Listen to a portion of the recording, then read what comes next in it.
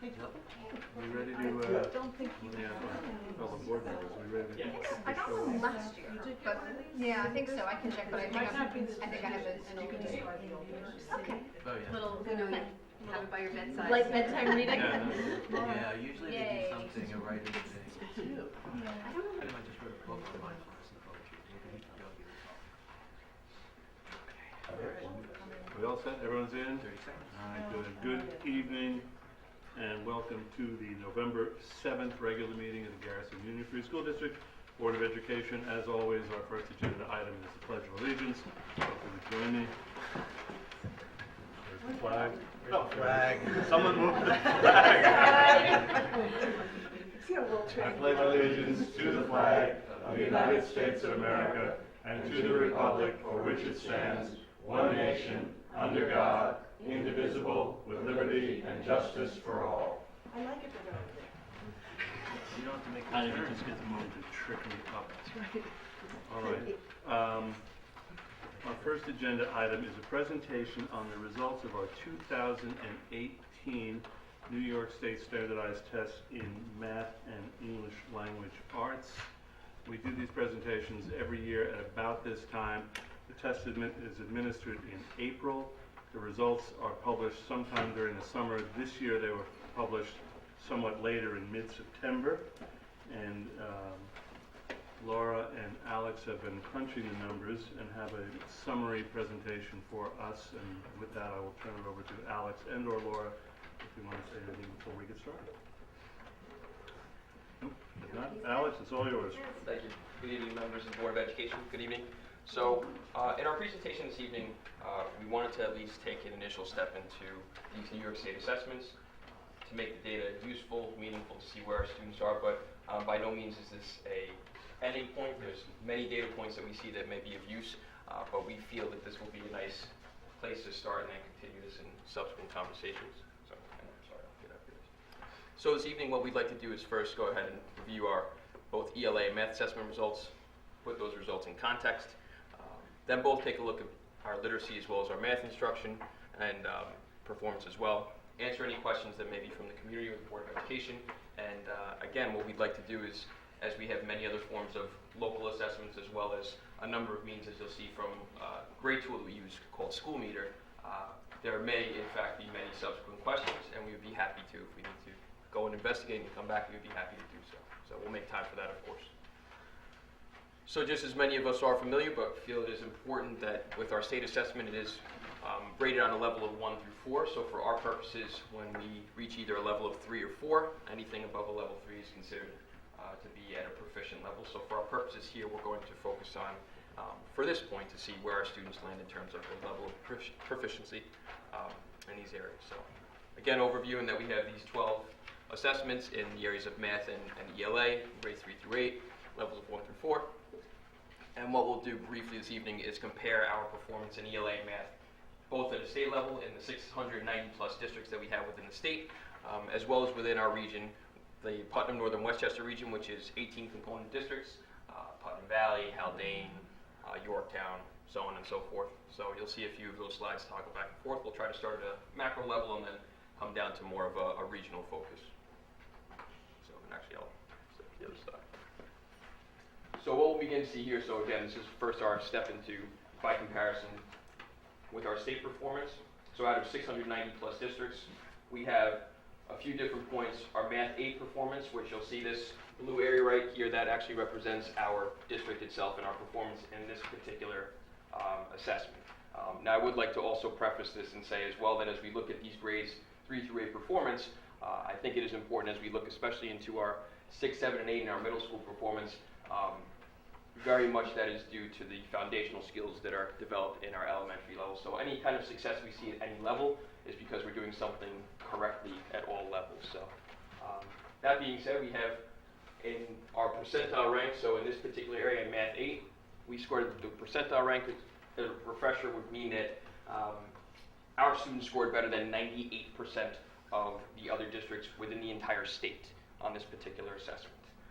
And then so on and so forth. So as you'll see as the ELA in our 4th grade, the mean score out of 695 districts, we were ranked 22nd. Again, 96th percentile rank.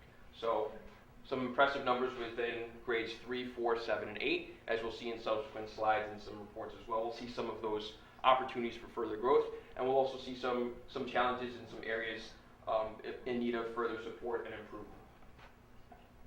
So again, some further data, and I'll step out of this into another mini presentation, but these black bars on each color is basically what the past 3 years.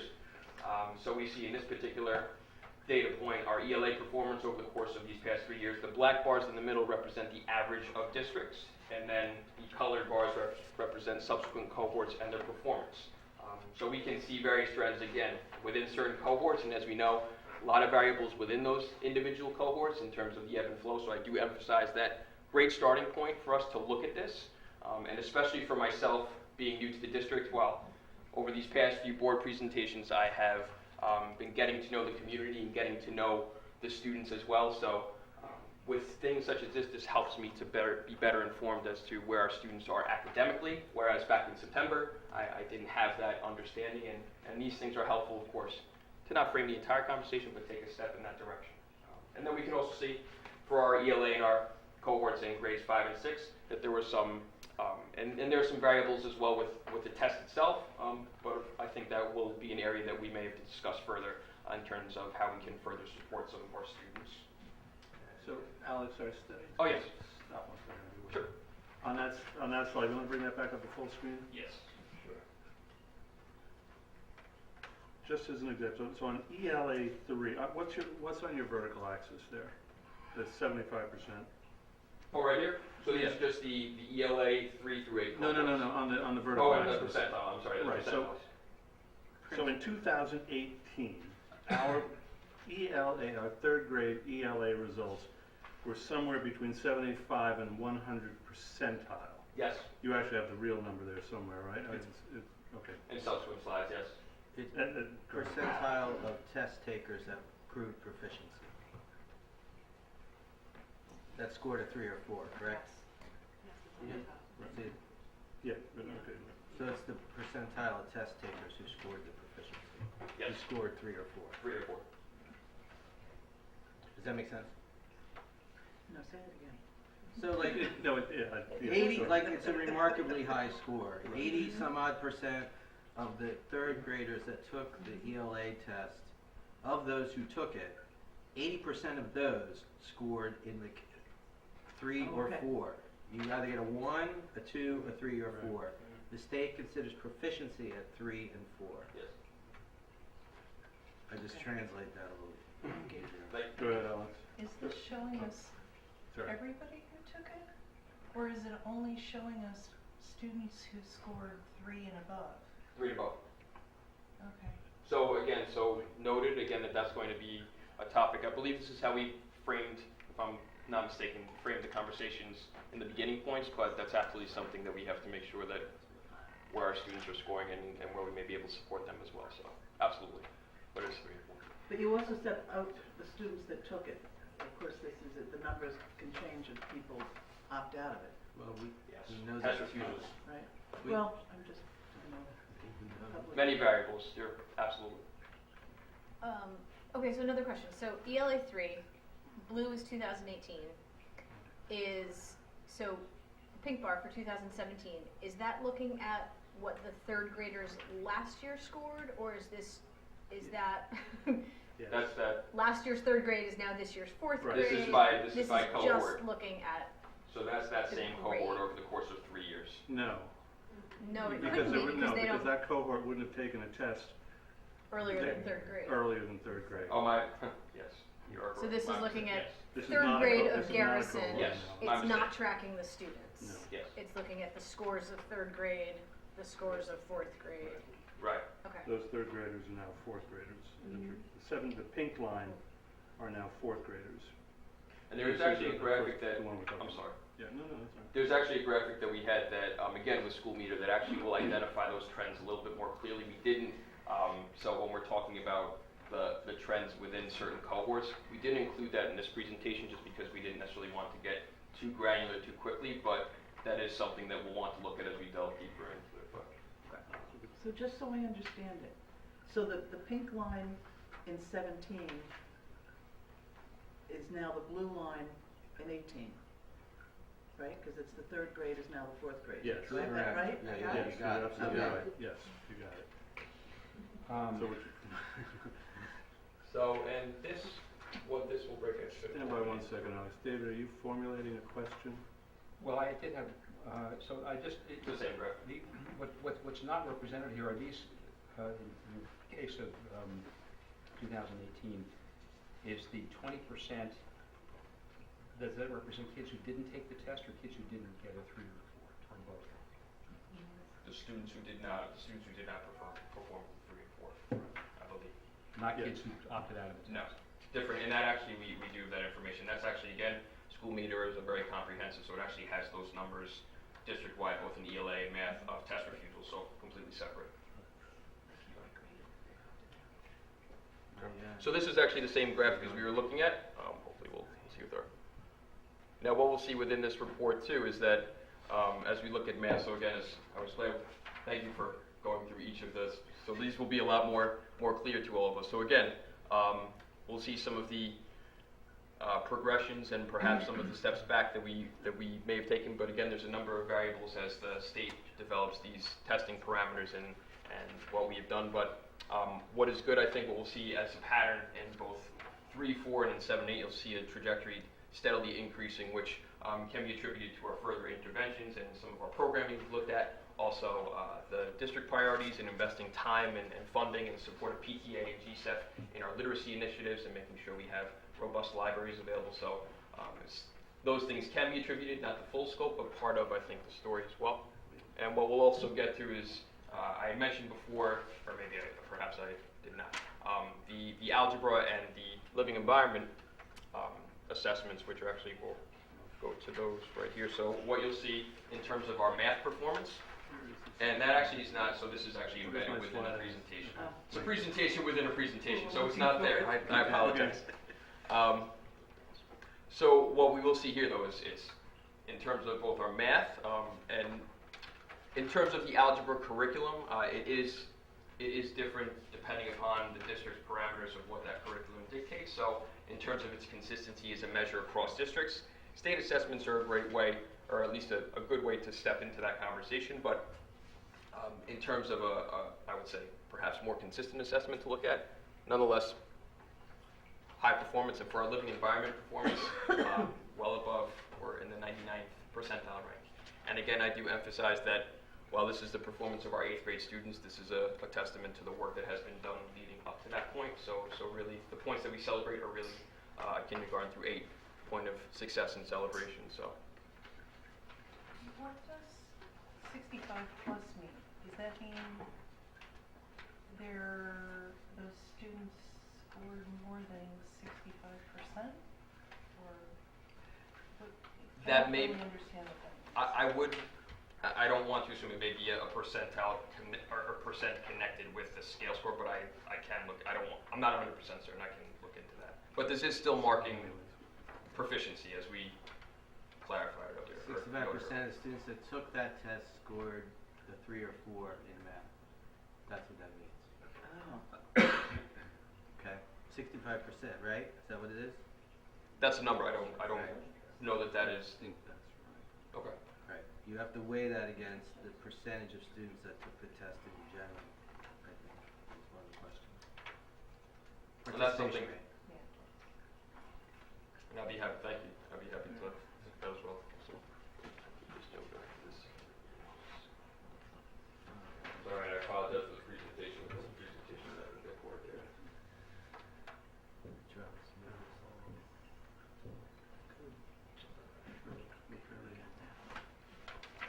So now, as we've been talking at the macro or the state level, so now as we start to look at within our region, and again, the tool that we've been using, and there's a number of different ways to disaggregate the data that we can look within the Putnam, Westchester, Rockland area. We can look at Putnam, Westchester. I know for our purposes within our, again, 18 regional or component districts. So right now we're getting a little bit more within our specific region. So again, in terms of rank and percentile rank, for our ELA 4 mean score, so again, ranked second within our region, so to speak, or out of 18 component districts, Valley, Haldanes, what have you. So again, in the areas of math, performance, grades 7 and 8 in ELA as well. And we also present our ranks, and again, the blue represents where we are in that particular top assessment. And this is just, again, a lot of numbers here to take in, but basically 2017 performance versus 2018. And we can see just the disparity or the ranks here in terms of ranked 17th. Touch sensitive, that's a good thing. So with this ranked 17 out of 18 component districts for last year versus that rank of 2. But as we mentioned before too, if you look at the ELA 5 and 6 cohorts, we'll see that a rank of 12 and 6, that we do have some work to be done where we have those ranks of 16 and 16. We'll see at the end of the presentation when we take questions, also those areas that we can look at in terms of improvement. Touch screens are great, but not when they're highly sensitive. But that's a good problem to have. So our implications for future research are just, at this point, if there were subsequent questions, the things that we can take away, at least at this point, are that, again, our literacy and ELA performance is showing some improvement and success. And we have, as I mentioned, a number of variables and supports that we put in place to get to that point. Our math performance is perhaps a subject of conversation. Good timing for that if there is a need in terms of personnel or additional interventions and supports, that could be a consideration of the community and the board, how we can further support our students towards success.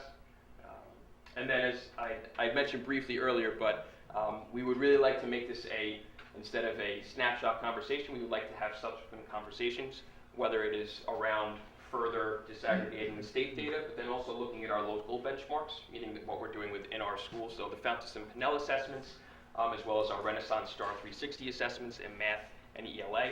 And those are things too that our teachers and our staff take a great amount of time in looking at that data, determining best interventions, supports.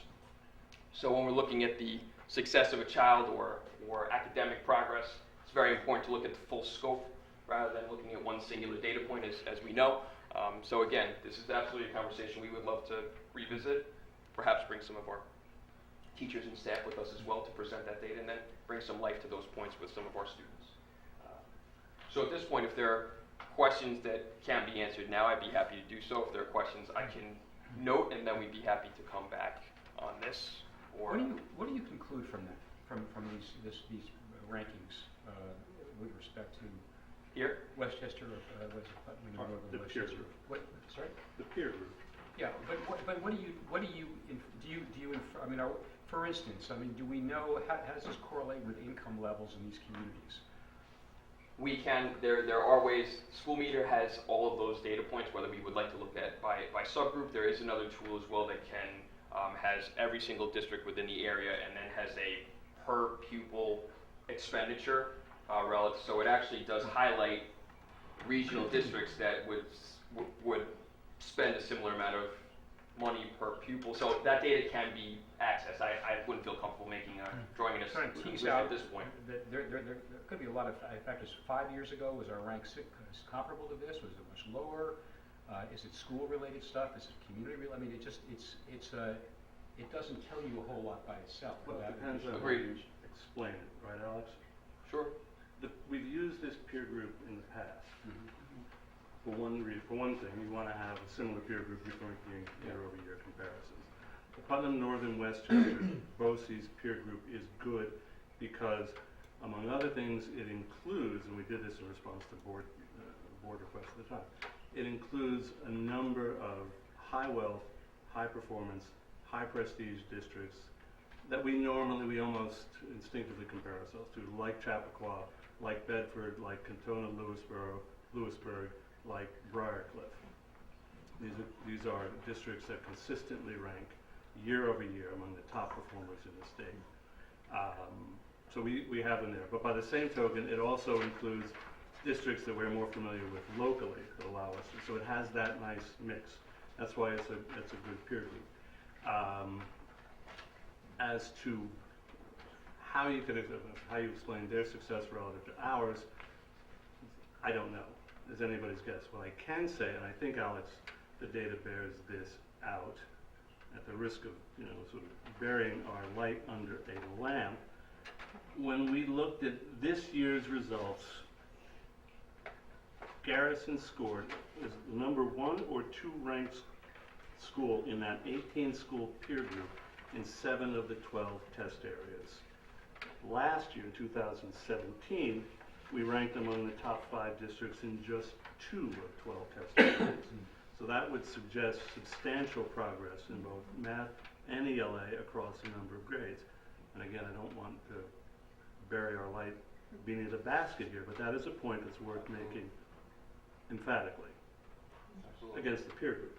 We have similar results when we look at the statewide, statewide results. So, but go ahead, Allison. Oh, no, thank you. And just to your point as well, that this is this part of school meter where, so we had just mentioned, I believe, this is another portion that I didn't bring up, but we can delve into further. So as you can see, per pupil expenditure, so the areas that are within that white would fall around, I think we're at the 29 or 30,000 mark, where we're ranked at about 18.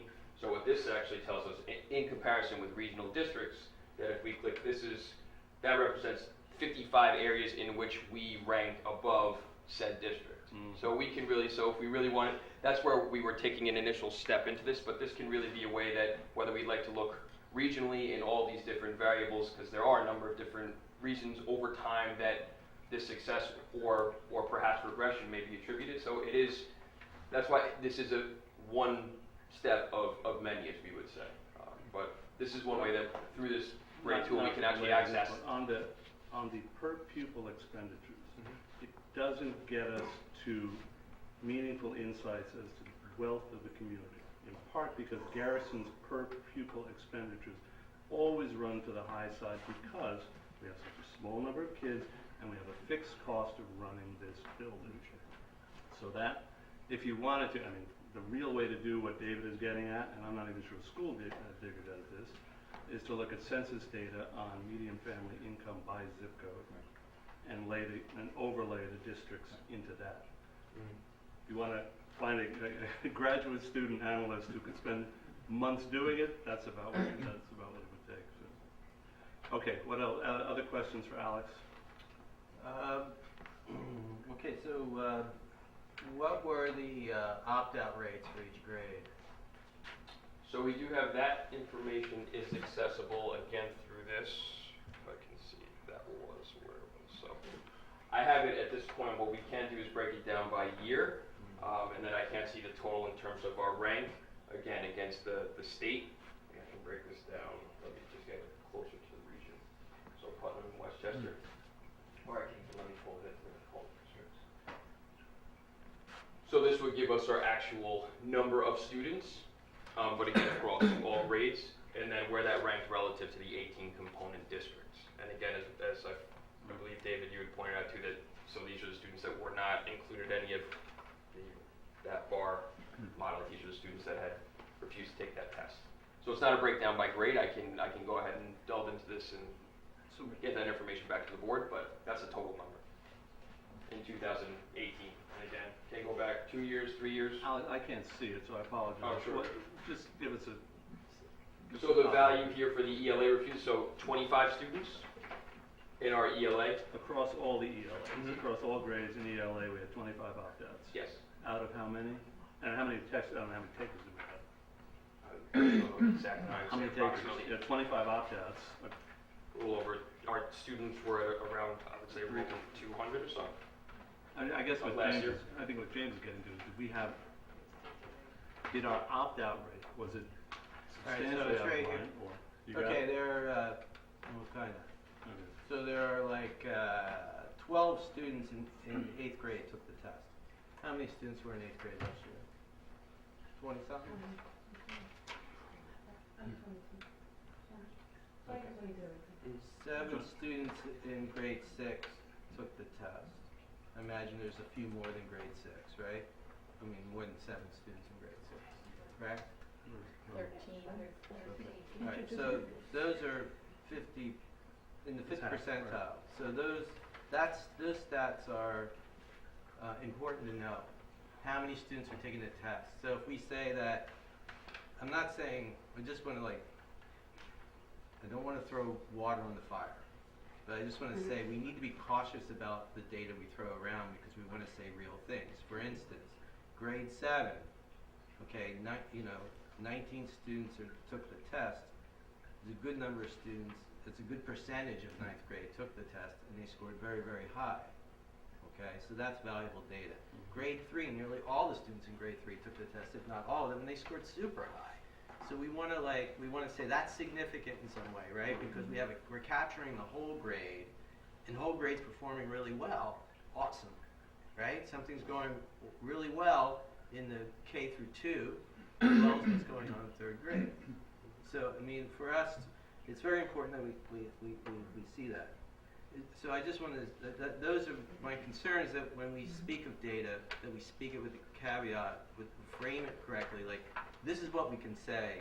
In these areas, this is significant.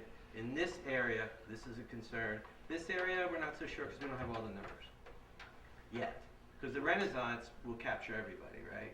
Yes, Okay. as well as F&D. Yeah. If we add those numbers up, No, that's not what I'm looking for. Oh. All right. Because So, that's 112. right. Total number of students plus the total tested.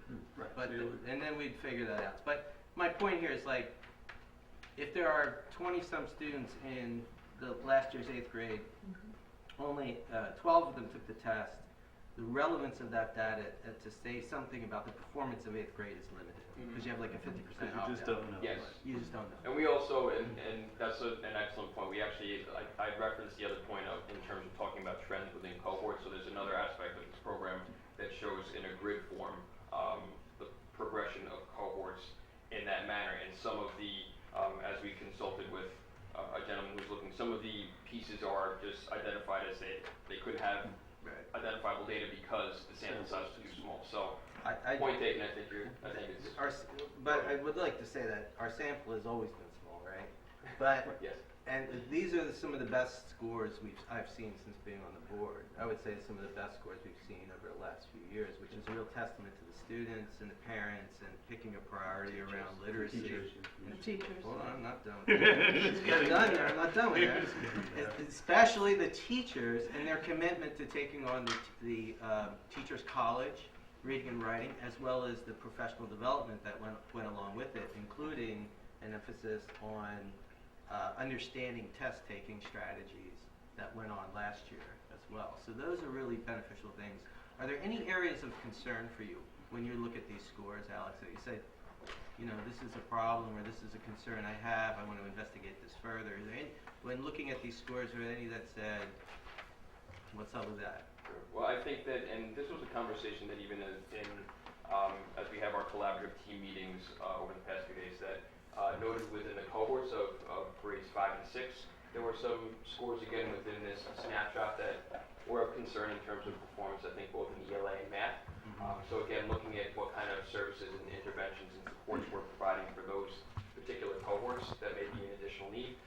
And then I think, as we point out as well, as many gains and progress, and I absolutely agree with the success from our teachers, our students, and the support of our community, it may be time to consider how that same effort may be used in areas such as mathematics. And that has actually, we haven't begun to disaggregate the data in our meetings within the team just yet, but that has come from, as our teachers know our students best and have seen what they're capable of in a few short months of school, and that's been identified in some conversations and I would agree with that point as well. So something for us to consider collectively. I think our mathematics going forward. scores were pretty good, don't you think?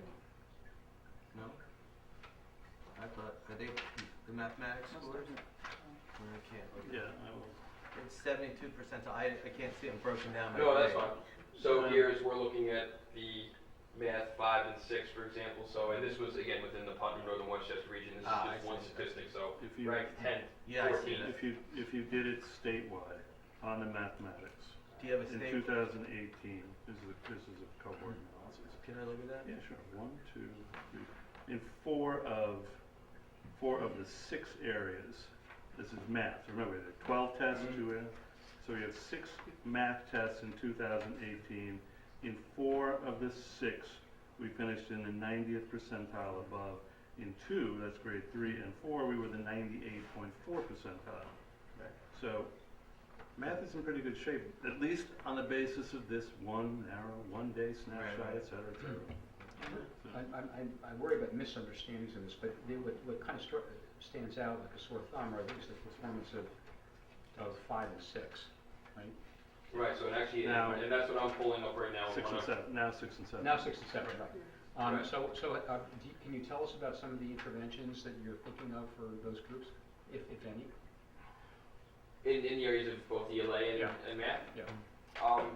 You know, I think it's something, I know that we have our interventionist role that we've looked at, which has been a real asset to our students across K-8. I think we may have to look at how that role can be furthered perhaps, because I think that there's clearly some indications of some supports that are needed, whether it's in a push-in role or whether it's in a consultant teach model. That may be a point to start with. But it'll take some time. I think some of it is also framed around, we talked about the master schedule as well. There are some factors that are, I wouldn't say out of our control, but just that they're dictated by the schedule.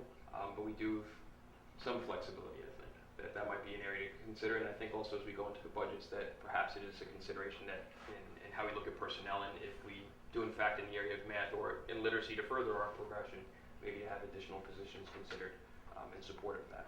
So, and I understand that equates to fiscal decisions, but And also response to intervention for all classes, K through 8. So that's an important piece at the middle school.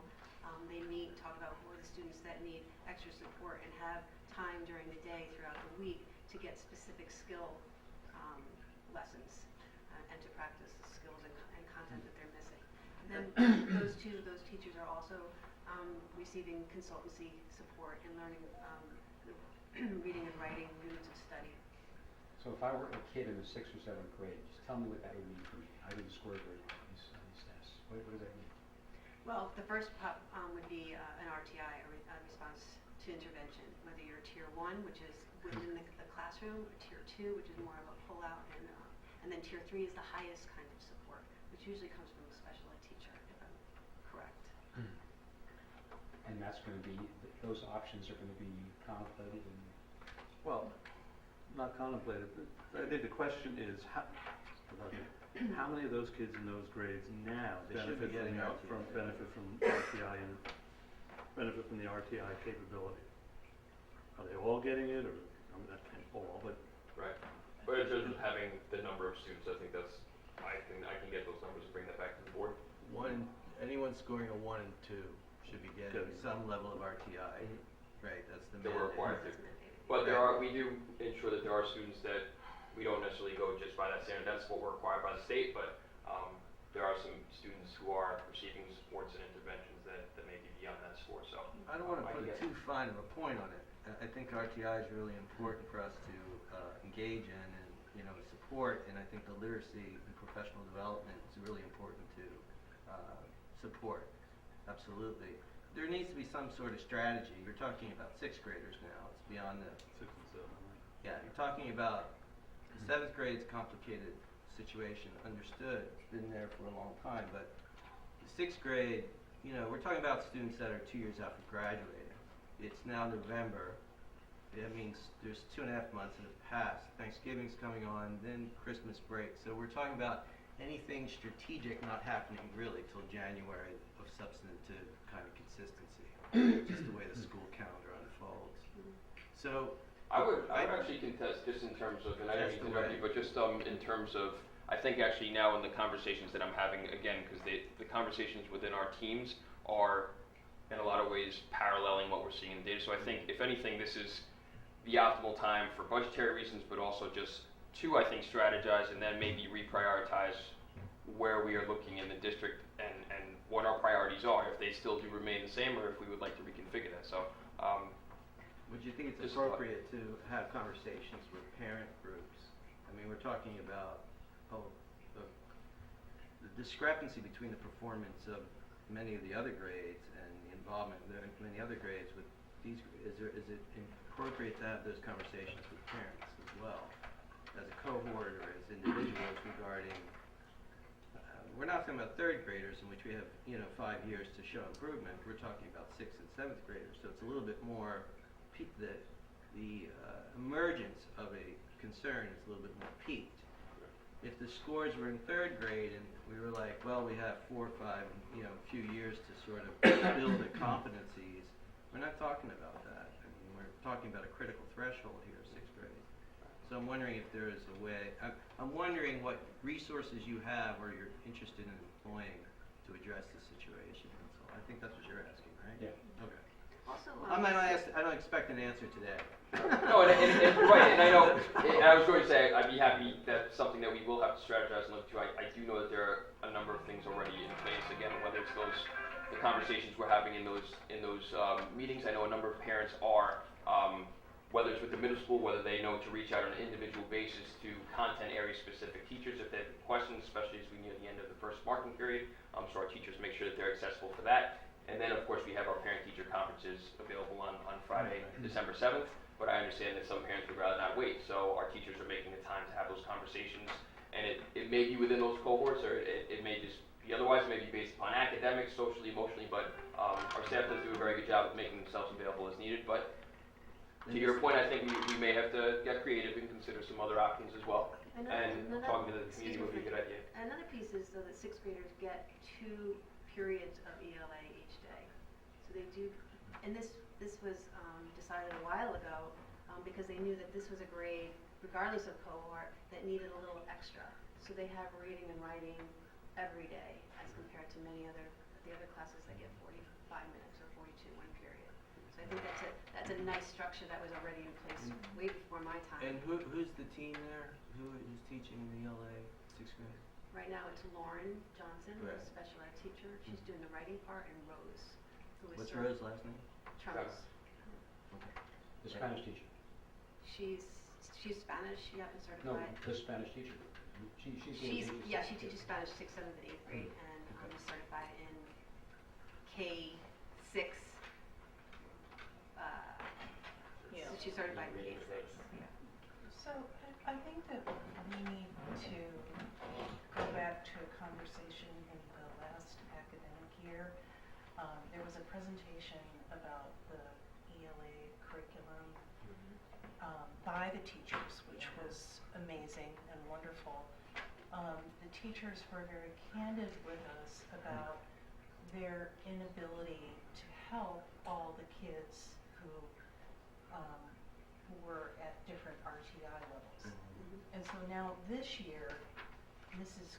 Green, I believe, is the coach for ELA. Is that correct? She's interventionist. She's Okay. mostly literacy heavy, but she can help in other content areas. And I'd like to know from you and from the teachers how this is going. And if they're able to help all the children in need, or if we have greater staff need for kids who need help.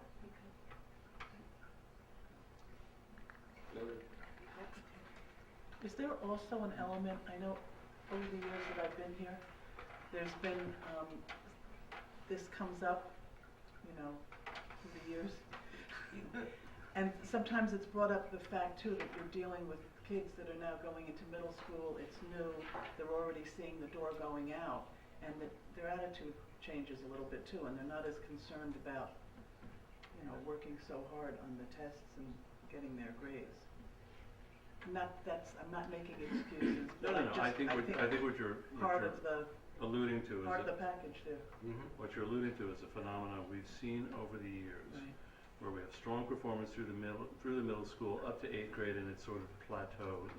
It's still strong, but it doesn't continue on that same upward trend line.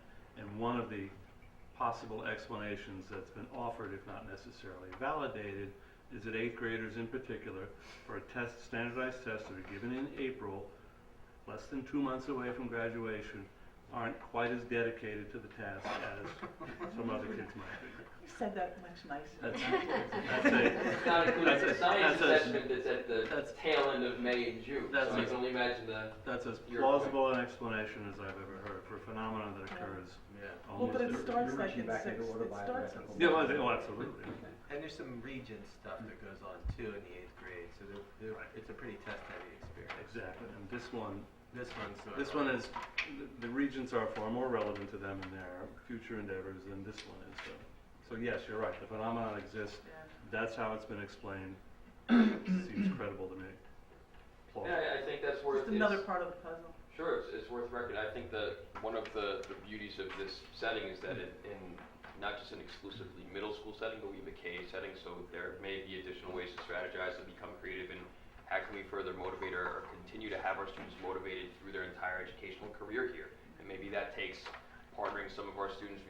I saw it at moments at the Halloween parade where there were students who, I don't know whether they had earned it or whether the middle school teachers just had a few students who were interested and they took students from first, second, third grade, scored them. It's a little step, but I don't see why we can't have our students act as resources and supports for their peers. And perhaps, but that's just one consideration perhaps of how we may further keep them motivated, because it's important so that they don't have to enter high school and then have a drastic adjustment. Where are we with, you referenced Fonda Spinell and Renaissance, two other metrics we use to measure progress in literacy, Yes. a board priority. We've seen what appears to be noteworthy progress based on the scores, the New York State ELA scores. Do you have contemporaneous data from Fonda Spinell or Renaissance? I'm not asking for the full presentation, but at least tends to bear out that what we saw in the New York State test is either confirmed by or bears out what we saw in the New York State test, either from F&P or Renaissance. We do have the data, but I would not feel comfortable at this point. It's something that that's why I offer as something to look at. Let's make further. a point to. Yes, absolutely. We said at the outset, and it bears repeating now at the summary point, we all recognize this is one data point, one set of data points based on one test given in one day, and there are plenty of other metrics that we use to measure our performance. So let's Delve into the schedule others. Agreed. I'll be happy to do at that. some early opportunity. Sure. Okay. Other questions on this? Thank you, Alex. Sure. My pleasure. Thank you. Thank you, Alex. Superintendent's, right? Yes. Am I right? Yeah. Superintendent's remarks? Superintendent? Remark away. Well, my first remark is, hello, Garrison. It's nice to see all of you. My second is, thank you, Alex. That was Alex's very first New York State assessment update before the meeting on Garrison Union Grade School. I warned him you were tough cookies. I warned him that you were tough cookies, you had good questions, and it's all in the name of making sure that our It's kids always a receive the challenge. quality of education that they deserve. So, thank you very much. One of the difficulties of being a board member is asking questions that you know might not be received the way you intend them. So you have, the role of the board should be to do due diligence over the fiscal and educational aspects. So sometimes I have to ask questions, or a member has to ask a question simply out of an obligation to being a servant of the public, not necessarily out of any particular agenda or particular individual preoccupation, but rather just simply because as a servant of the public, you're obligated to know certain things, or at least to ask of the institution that you're serving particular accountable activities. And this is one of those where we often have to ask questions because it would be irresponsible not to. The end.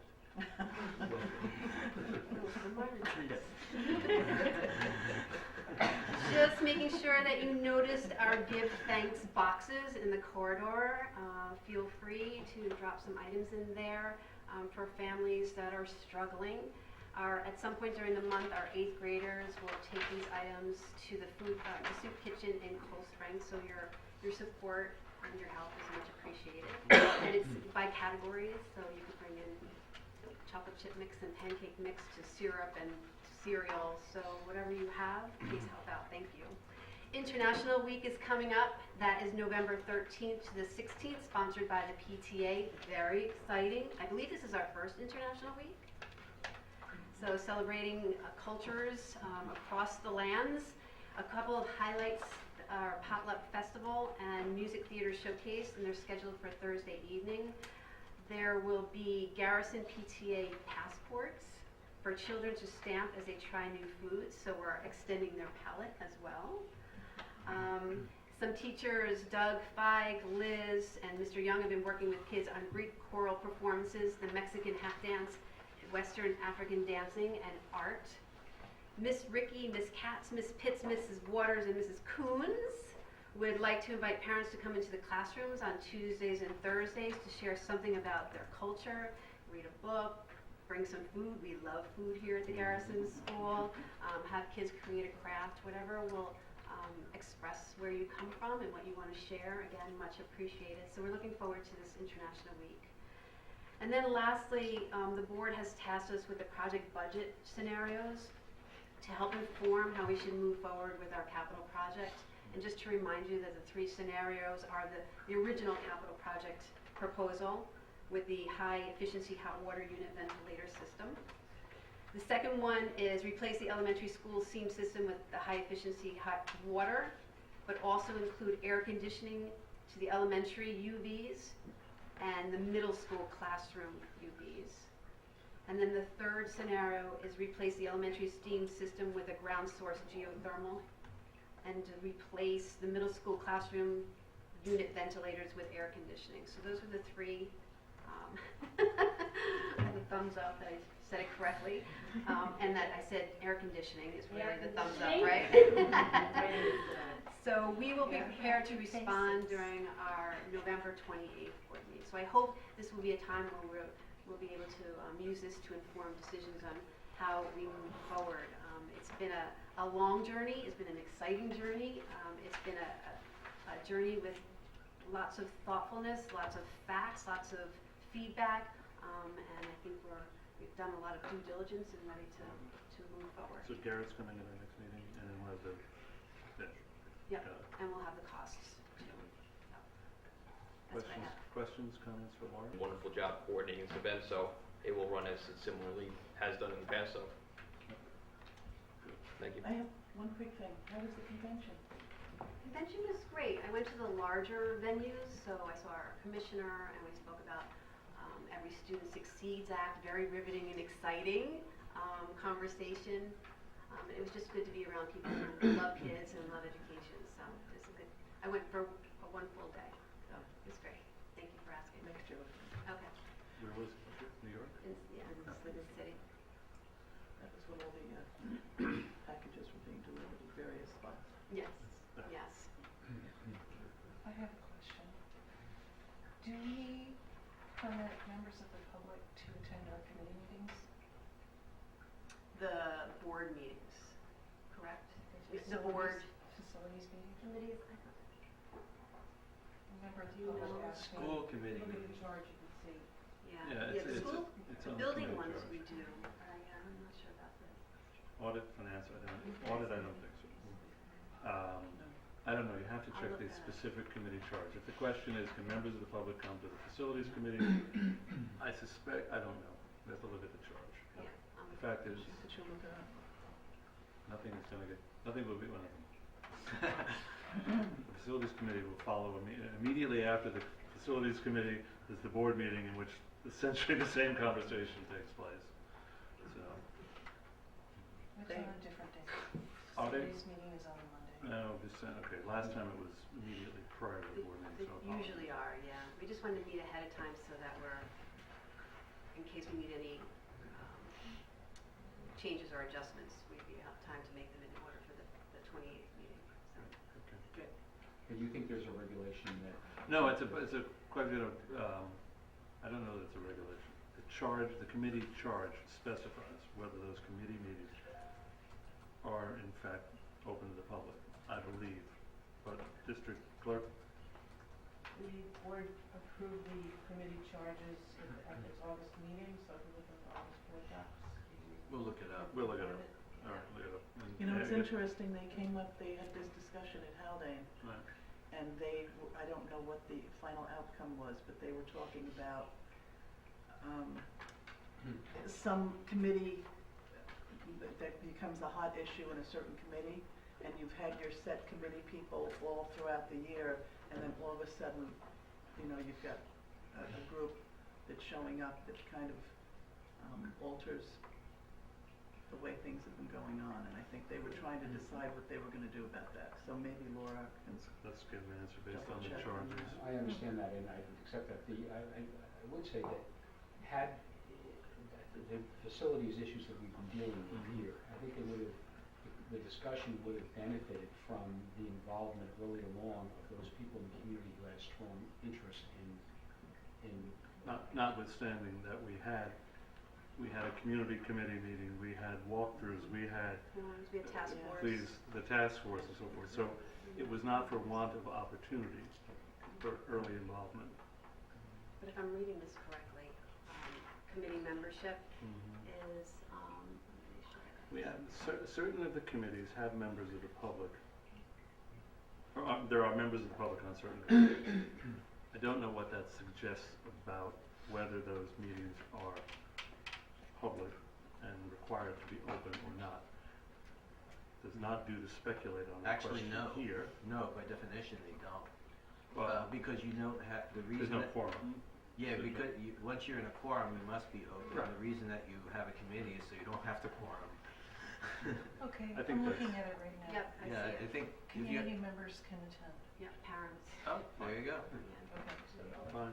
Then, You- yes, the answer is yes. Okay, so we have a person who approached me tonight on the train who wants to attend. Are they a member of the community? Just somebody on a train.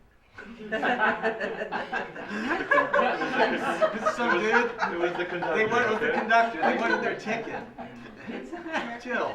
Pick up on the cues. It's a parent. That's great. I'm trying to be cagey. No, we want names, addresses. Other questions or Business comments from card. Laura? I've got one question regarding the search for the seventh and eighth grade ELA teacher. So because of Thanksgiving, our next meeting isn't for 3 weeks. Let's say hypothetically you identify the person next week that you want, make an offer, they accept. Technically, they're not allowed to start teaching until the board has hired them. Is that, No, do I have that wrong? No, we could approve it retroactively. Oh, okay, great. That was my question. And I Is would- so we don't lose any time, so that they could start right away. Good question. I sort of have approved the power for me to Great. execute that. Awesome. Can you give us a progress report on where that stands? Right now, we're still searching. I really don't have information. We have a couple of candidates in mind, but we really don't have anything to report right now. Other than that, the search is still underway and we have candidates in the pipeline, or we're, Yeah. okay. Cool. Other questions or comments for Laura? If not, we have a mercifully brief consent agenda. And as resolved, the Board of Education, the Garrison Alex Union. is on the agenda. Oh, Alex, Principal, if you have Alex, anything to say, You've had principal's so remarks. much to say tonight, I was gonna spare Just you. wanted, No, because you're on that's the true. agenda, is there anything you wanted to add? I appreciate the invitation, I think You've Say more. said your piece. Well done. All right, then, resolve the Board of Education, Garrison Union Free School District approves the consent agenda items 5 as B through D as presented. First are the So moved. minutes. Second. I have to actually read what's in. Really, you too? You know, you let me get, when there were 20 items, I got to go through all of them. You jumped me when I have only 3. So, all right, the first is the minutes of our October 24th board meeting. That's in your package. Approve a maximum of 18 additional days for the 2018-19 school year for Jennifer Muller, CSE chairperson, at her regular daily rate of pay. And item last, approve the 2018-19 school year contracts for educational services with Hendrick Hudson Central School District for 2 individual students. I did hear a so move. And the second I was can- here I have too. a second. All those in favor?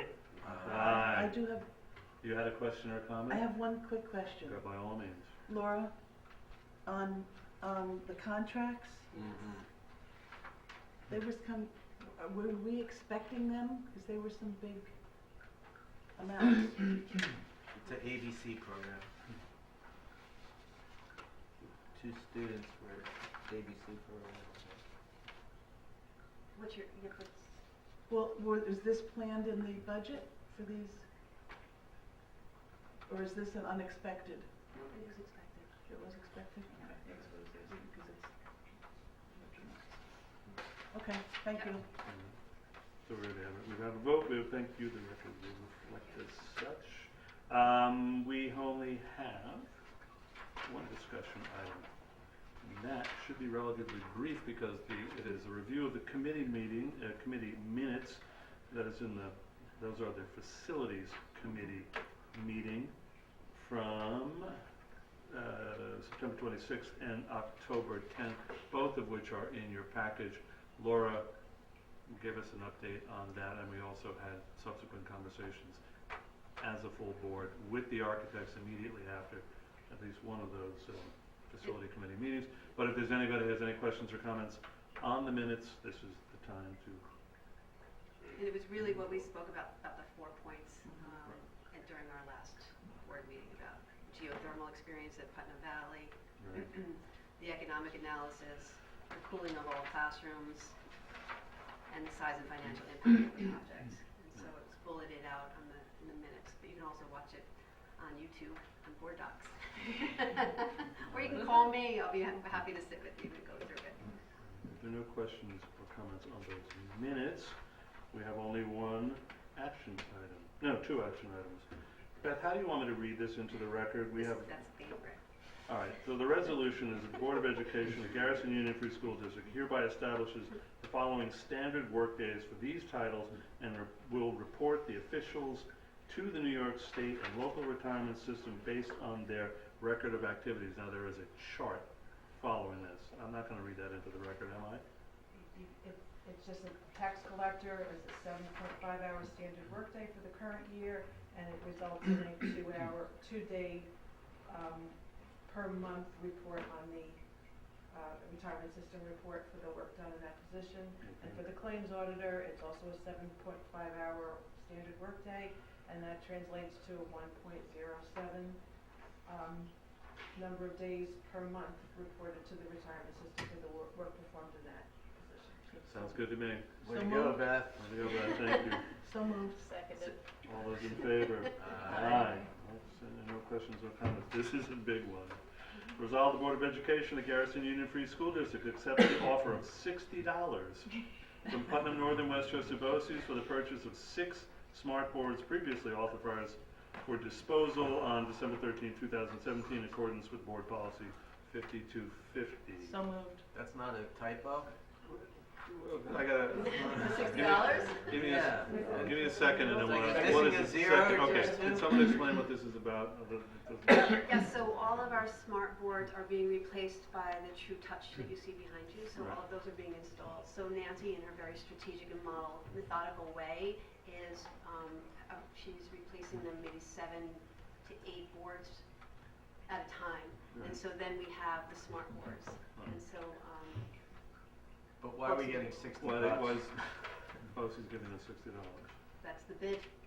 Oh, they're actually, this is a bid to purchase. That's Oh, never mind. All right, fine. They're offering us $60. We already The things said that we we were withdrawn out. $10 Got it. Yeah. Got it, got it, got it. $60. It's Six- disposal. Right. It's a disposal. Good for us. Yeah. All those in favor? Aye. Ah, it's disposal. Do we offer them to the parents No first? nays. No, we just sold them for $60. All right. We have now public comment. A member of the public is welcome to address the board. Yeah, the practice is to click up to the microphone, introduce yourself, and This will be quick. don't take it all the time you want. Where am I going? This one. Oh, Yeah, this no, mic. that mic over Oh, there. geez. All right, good evening, Good everyone. evening. My name is Lorena Kirkwood. I'm here tonight. I've had side conversations with Laura, but I'm interested in knowing the future plans for incorporating the Spanish program back in the elementary school and, of course, continuing it for the middle school.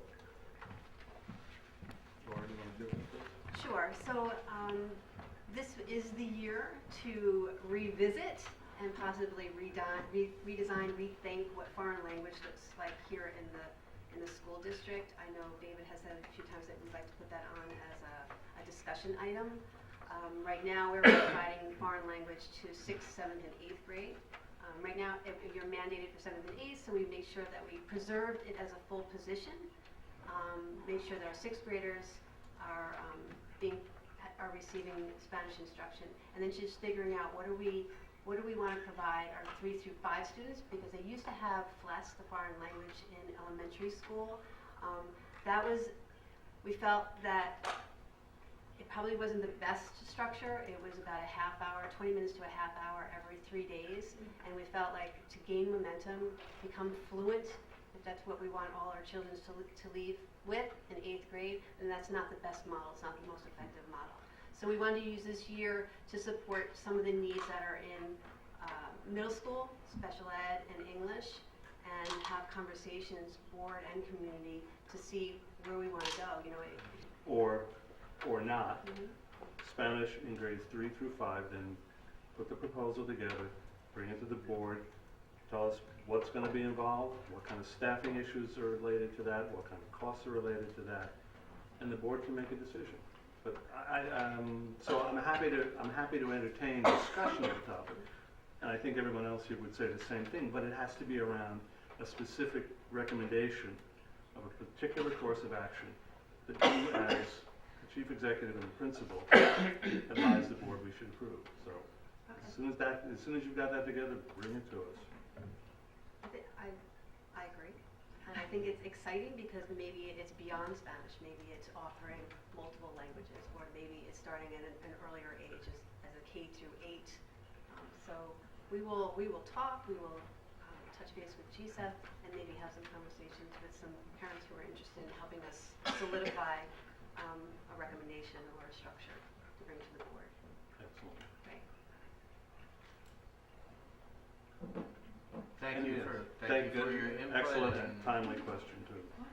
It'd be nice if there was some sort of timeline on it, some proposal like whether you want to create I don't know, it's up to you guys how you want to handle it, but if there's sort of a shape to it or a timeline, like, okay, by this date we want to have this framed out, that'd be great. I think that's really, really important to have a specific time when we see something or nothing on these, get some resolution. So if there's like a task force or whatever needs to be formed, then that should be formed, and whatever, however you want to manage that, that's your deal. But if we can have so it doesn't meander into a decision that we're making next year, that we're not losing a year, that if this is a year to consider it, then we got to start, someone's got to start something soon. Well, we'd like to, especially, before the budget conversations, so it's Really, the next yeah. few months, and Right, if this is but- going to impact. Sure. Just so we're clear, the budget discussions, such as they are, will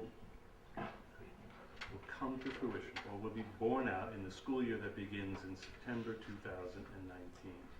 Unless it's your position that we can do something with this between now and the end of school in June 2019. So Well, if that's a possibility, and there's a series of recommendations that can be made with respect to 3 through 5 foreign language, and it can be given effect in the current budget year, in the current school year / budget year, then fine, bring that to us too. But remember, we've allocated all our resources against other needs that you identified a moment ago, like focusing on 6th and 7th grade special education and so forth. So, but if you can reallocate in such a way as to make something happen this year, and that's your recommendation, then bring that to us too. Lorena, I just wanted to, it's great that you guys came. Did you want to say anything else about that issue? I mean, do you have something that you'd like to see us do, or do you? Well, I was hoping, you guys discussed the timeline. I was hoping that by January 2019 we would have something in place, whether, it's the online program that you mentioned or just having an actual teacher with the students. You obviously would like to see something. But I would like to in see it by Spanish. January, yes. You would like to see And- an extension of the Spanish program back into elementary school. Yes. What we would recognize, one, I guess the question is, we can do something. The question is whether we want to do something good. Yeah. I think the way we did it before was not building competency. It was, It was more exposure the way we had it before. Right? Yeah, it was more exposure, more like, so I guess the question is, Well, it's up to you guys to figure out what you want to do, and then we'll weigh it. Laura, has there been any discussion at all about like a linguistics class or something? Well, I mean, Right it up my might alley. be, I know, yeah, I know you'd love it, but it might, I don't know, I just thought I'd throw that out. Muddle the brain somewhere. I So mean, we- I think given the board, we'd love to see the language go, started. Yeah. So there might be, Okay, you might but- be able to sort of figure out something for in 2019, and maybe through our continuing partnership with GSEP and funding, as we talk about what is a program that's sustainable and maintainable here that we can absorb into our budget in the future. So that's sort of the goal, is to sort of have this interim, still provide some instruction, and create a structure that will benefit our kids. You know, we want them to be competitive globally, you know, and we know that multiple languages, bilingual, multilingual, will make them marketable, and put them ahead of other folks who are in that competitive market. So we see what that will look like here.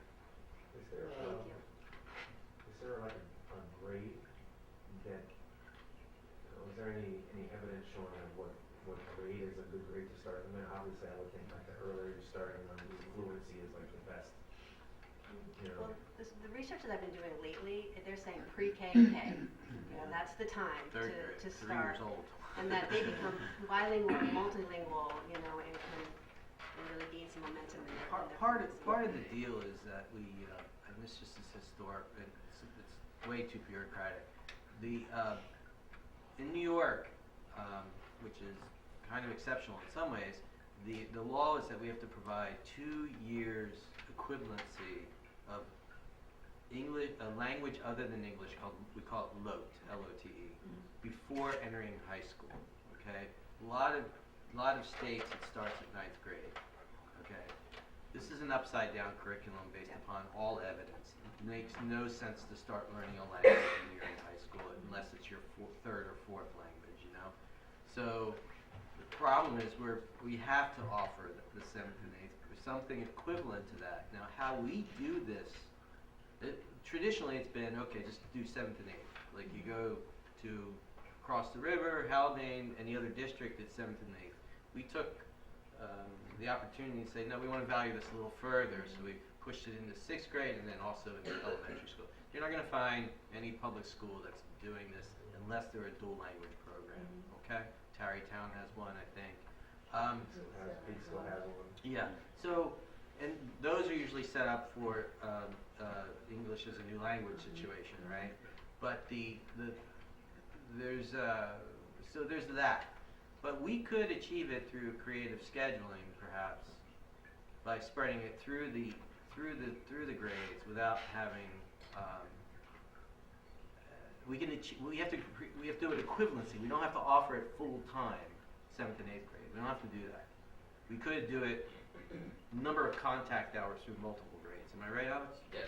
So it's about contact hours, and we have to create 2 years of equivalency.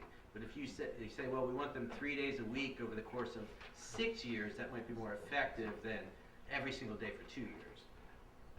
I'm not doing my math correctly, but you get the point, right?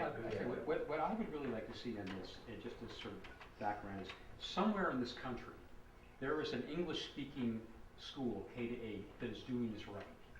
Yeah. I think, right? I'd An like to immersion know school. what they're doing at that school. There are Mandarin What? immersion. There are those schools. I mean, I'd just like to know, what schools are doing this. There must be examples in New Jersey, New York, California, whatever. Let's just find out about them and how much it would cost and whether that's something that we can adopt in our school.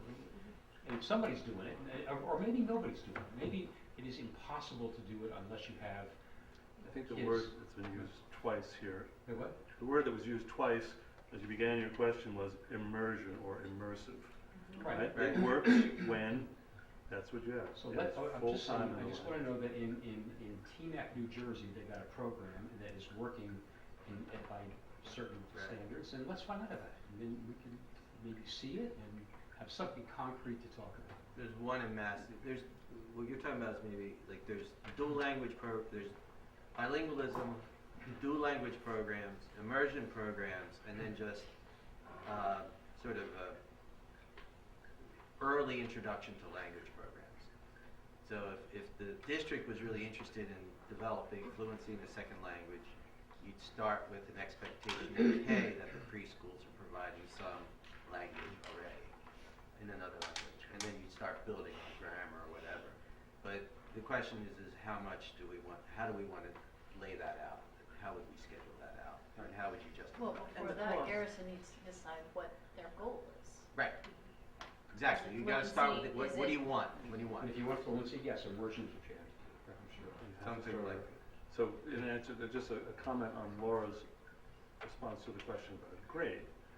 Yes, the research says the earlier the better, pre-K, K, first grade, something like that. But the next question becomes, okay, what is that thing you're providing in pre-K and K? And if it's an hour a week of simple exposure, my sense is, not my sense, I've been told by Alex's predecessor, who expected to know these things, that level of non-immersion simply doesn't produce differentiated results from the kind of program that we provide now, which is more intensive in 6th and 7th grade.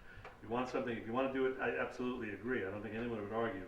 The earlier you start, the better. It's the what you're starting with in those early grades and how much time and resources you can expend in that area. So, you know, what do you want to achieve? That's it. You want fluency in another language. How are we going to structure that? How are we going to pull that off? In Ms. what Tormey. language? Sorry, I didn't. That's okay. But thank you for coming. Hi, I'm Sarah Tormey. I'm here first of all as president of GSAP. I want to say I am so excited to see you guys here tonight asking about foreign language. This has been an ongoing conversation with the administration and GSAP this fall about if we are able to help you play a role in piloting a program, keeping it here while you figure out what your goal is. And I don't think Laura gave herself enough credit into the number of programs and things she has already looked into, so I do think we are moving down a path to looking and exploring different ideas. And GSAF is excited to be a part of that. I think it is great to hear from the community that it's something you want, because that has been a question that GSAF's had, the schools had, is who really wants to see foreign language here and what language is that? So thanks for coming. Also, GSAF is so excited that we received over $80,000 in requested funds for our spring grant cycle. This Oh, wow. I thought you were about never mind. nobody has given us that money yet. That's what I thought somebody gave us. It's just wonderful. We received this cycle, and we have not met to approve any of this yet. We will be meeting and discussing soon, but it is so exciting to see teachers, administrators, students writing grants, community members writing grants, and parents. Really, the full spectrum.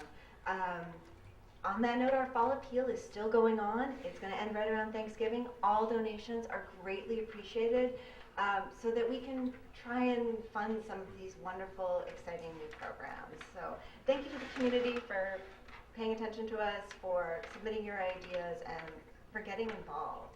And then as a parent, not as GSAC, in regards to the literacy presentation, I would personally love to see the F&P chart that they presented last time, which you alluded to, Jill, a comparison between where kids are on the F&P reading scales this year as last year. Because that really broke down a lot of where everybody who was on J who should be on H, and everybody who was on H who should be on, and then how the interventions were doing. So that growth projections, right? Yeah, and where they started on that, because it showed more of the comprehension angle, which I hope we've improved with the classroom libraries and the Teachers College of Reading and Writing. But I found personally that chart to be the most interesting information, because it shows more than a number or something, and it was every kid. So, all right, thank you. I love that you're Thank you, speaking the Sarah. language of literacy. The levels, applique, nice. Any other public comment? I think so. Board member comments. We've all had a lot to say tonight.